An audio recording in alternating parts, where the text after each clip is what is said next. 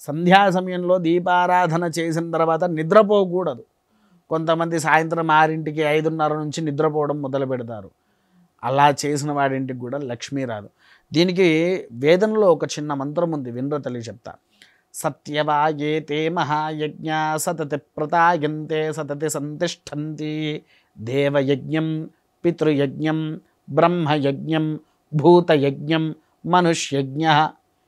ఈ 5 యజ్ఞాలు ఎవరైతే ఆచరిస్తారో, ఈ 5 యజ్ఞాలను ఆచరించిన ప్రతి ఒక్కరింటికి లక్ష్మి అనే కాదు, ఆడ రూపంలో ఉండే ప్రతి ఒక్క దేవత ఆదిపరాశక్తి దగ్గర నుంచి వాళ్ళ ఇంట్లో కొలువై ఉంటుంది. మీరు లలితా సహస్రనామాల్లో కూడా చూసుకుంటే పంచయజ్ఞ ప్రియ అనేటువంటి శ్లోకం కూడా వస్తుంది. ఈ పంచయజ్ఞాలంటే ఏమనుకుంటున్నారు? దేవయజ్ఞం. దేవయజ్ఞం అంటే ఏంటి తల్లి?